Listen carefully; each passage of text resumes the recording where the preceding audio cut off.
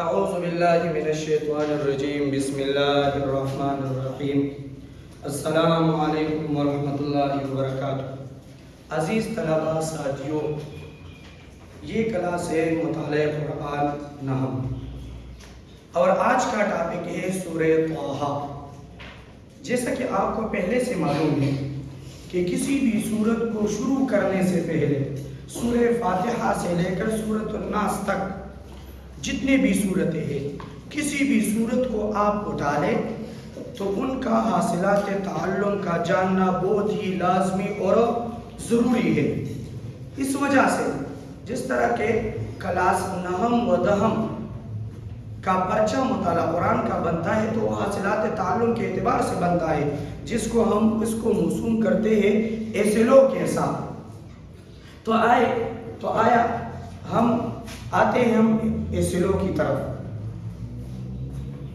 تو سورہ طٰہٰ کا ایسلو سب سے اہم چیز وہ سورہ طٰہٰ کا تعارف ہے، اور یقین مانیں اگر آپ سورہ طٰہٰ کے تعارف کو سمجھ گئے اور آپ نے اس کو یاد کر دیا تو آپ نے 70% اس سورت کو یاد کر دیا۔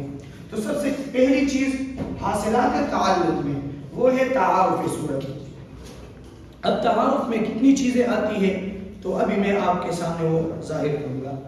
دوسرا، جب تعارف سورت ہوا تو اس کے بعد دوسرا سٹیپ ہے ترجمہ و تشریح کا، اور تیسرا چونکہ ہر کتاب کے پڑھنے کے فوائد وہ الگ الگ ہیں، مثلا بایو، کیمسٹری، فزکس، ہر کسی کے پڑھنے کا انداز اور ان کے خارجی فوائد یہ الگ ہے، اسی طرح مطالعہ قرآن کا پڑھنے کا انداز بھی الگ ہے اور اس کے فوائد بھی اور مقاصد بھی الگ ہے۔ جب ہم نے تعارف سورت پڑھ لیا، ترجمہ و تشریح پڑھ لیا اور ہم نے اس کے تعلیمات کو سیکھ لیے تو یاد رکھیں اس کے بعد اس کا اصل مقصد اس کو اپنے عملی زندگی میں لانا ہے، اور جب ہم نے اس کو اپنے عملی زندگی میں لایا تو پھر پیغمبری اور اللہ کی طرف سے تعلیم یہ ہے کہ اپنے اصلاح کے ساتھ ساتھ دوسروں کا بھی اصلاح کرنا، تو وہ دوسروں تک پہنچا، یہ اس کا حاصلات تعلیم ہے۔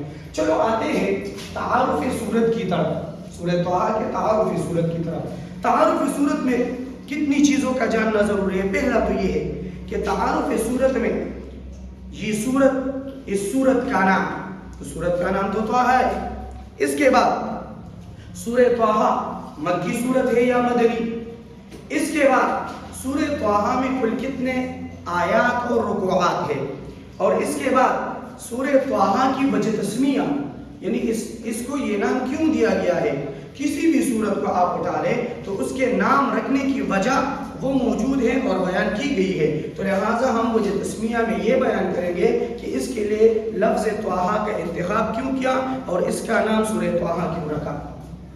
اس کے بعد اس کے مرکزی مضامین جو اس کے لیے ایسلو ہے، اہم چیز جب آپ نے اس کو جان لیا کہ میرے ساتھ اس صورت میں یہ ٹاپک ہوں گے، یہ ٹاپک ہوں گے، یہ ٹاپک ہوں گے، یہ ٹاپک ہوں گے، تو پھر تو اور بھی آسان ہوا۔ تو مرکزی مضامین اور اس کے علاوہ شان نزول۔ تو سب سے پہلے آتے ہیں کہ سورہ طٰہٰ یہ مکی صورت ہے، یعنی ہجرت مدینہ سے پہلے نازل ہونے والی صورت ہے، اور لازمی بات ہے جیسا کہ آپ کو معلوم ہے کہ مدنی صورت الگ ہے اور مکی صورتیں الگ ہے۔ مکی صورتوں کی تعداد وہ 87 ہے، مدنی صورتوں کی تعداد وہ 27 ہے، اور جتنے بھی مکی صورت ہے تو ان کا خلاصہ مرکزی مضامین اکثر عقائد پر مبنی ہوتے ہیں، اکثر عقائد پر مبنی ہوتے ہیں۔ تو لہٰذا جب آپ کے سامنے کوئی بھی یہ کہے یا آپ کو پتہ چلے کہ فلاں صورت یہ مکی ہے تو سمجھ لینا کہ اس کا خلاصہ وہ عقائد ہوں گے۔ ان میں اکثری طور پر اس میں عقائد کا تذکرہ کیا جاتا ہے۔ اب تو سورہ طٰہٰ یہ مکی صورت ہے۔ دوسرا، سورہ طٰہٰ میں کل 135 آیات مبارکہ ہے اور اس میں 8 رکوعات ہیں۔ تو سورہ طٰہٰ میں کل 135 آیات مبارکہ اور 8 رکوعات ہیں۔ آیات مبارکہ 135 ہے اور رکوعات 8 ہے، آپ کو یہ بھی جاننا ضروری ہے۔ اب آتے ہیں وجہ تسمیہ کی طرف کہ اس کا یہ نام کیوں رکھا گیا ہے۔ چونکہ اس سورت کا نام ہے سورہ طٰہٰ، تو آسان ہے اس کی وجہ تسمیہ تسمیہ، چونکہ اس سورت کا پہلا لفظ وہ لفظ طٰہٰ ہے، تو اس وجہ سے اس سورت کا نام سورہ طٰہٰ رکھا گیا ہے۔ اب آتے ہیں اس کے مرکزی مضامین کی طرف، جو اس کے اہم ٹاپک ہے۔ تو جیسا کہ میں نے آپ کو بتایا کہ جب بھی مکی صورتیں ہوتی ہے تو اس کا خلاصہ اکثر عقائد ہوتا ہے۔ عقائد میں اہم چیز عقید توحید ہے، تو اللہ تعالیٰ کی وحدانیت کا تذکرہ بھی کیا جائے گا اور اس کے لیے دلیل اللہ تعالیٰ کی قدرتیں ہوگی۔ یعنی اس میں ہم دو چیزیں پڑھیں گے، ایک یہ ہے کہ اللہ موجود ہے، اللہ یہ تمام تخلیقات جب اللہ نے فرمائے ہے کیے ہے تو لازمی بات ہے جب اللہ نے فرمائی ہے تو ان پر دلیل اللہ تعالیٰ کی تخلیقات ہوں گے۔ اسی طرح عقید رسالت، جب عقید رسالت ہے تو اس کے لیے بھی دلائل ذکر کیے جائیں گے اور عقید آخرت کے لیے بھی دلائل ذکر کیے جائیں گے۔ اب تو اس کے مرکزی مضامین میں عقائد تو عقید توحید، عقید رسالت اور عقید آخرت۔ اسی طرح ہدایت نبوت، سمجھے بات، یعنی ہدایت کے اسباب وہ کیا ہوں گے، اور اسی طرح نبوت کا بحث ہوگا، کیونکہ انبیاء کے لیے انتخاب وہ اللہ تعالیٰ کی طرف سے کی جاتی ہے۔ تو لہذا نبوت یہ عطوائی ہے، یعنی اللہ تعالیٰ کی طرف سے عطوا ہے، اس میں کسی بھی مخلوق کا کوئی عمل دخل نہیں ہے۔ تو یاد رکھیں ایک چیز ہے نبوت یعنی منصب نبوت، ایک ہے منصب ولایت، سمجھے یہ بات۔ تو منصب نبوت اس میں مخلوق کا کوئی دخل نہیں ہے، نہ عبادت کا دخل ہے، بس اللہ کی طرف سے عطوا ہے، یعنی نبوت وہبی ہے۔ اور اسی طرح مقام ولایت، منصب ولایت یہ وہبی نہیں ہے بلکہ کسبی ہے۔ کسبی کا مطلب ہے کہ ولی بننے کے لیے تقوی اختیار کرنا پڑے گا، محنت اور مشقت، عبادات، یہ تمام تر چیزیں کرنی پڑے گی۔ تو لہذا نبوت کا بحث ہوگا۔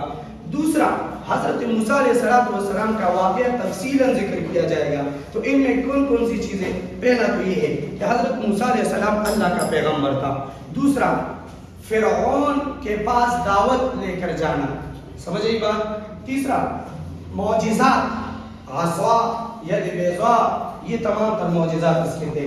بنی اسرائیل کی نجات، سمجھے یہ بات، اللہ تعالیٰ نے فرعون سے بنی اسرائیل کی نجات کس طرح کی، تو اس کا واقعہ ہم اس طرح کریں گے۔ اور توحید اور اللہ تعالیٰ کی قدرت ہوئے تو یہ ویسے بھی ہے قیامت اور آخرت۔ اور اسی طرح حضرت آدم علیہ السلام کا واقعہ، اور اس میں آدم علیہ السلام کی تخلیق، پھر شیطان کا سجدہ نہ کرنا اور فرشتوں کا سجدہ کرنا، پھر حضرت آدم علیہ السلام جنت میں چلے جانا اور پھر جنت سے نکالنا یا نکلنا وغیرہ، اس کا تفصیلاً واقعہ ذکر کیا جائے گا۔ اور اب جب ہم یہ سورت پڑھیں تو ہمیں کیا سبق ملتا ہے، سمجھیے بات، چونکہ اس سے حاصل ہونے والے تعلیمات ہم اپنے عملی زندگی میں لائیں گے، تو یاد رکھیں پھر اس میں تو ہمارے لیے بھی کچھ نہ کچھ سبق نہیں بلکہ یہ تو مکمل زندگی و ضابط حیات ہے۔ پھر ان میں ہے اللہ کی عبادت اور اس پر مکمل بھروسہ، یعنی عبادت ہم صرف اللہ ہی کے کریں گے اور کامل یقین اور بھروسہ اللہ ہی پر رکھیں گے۔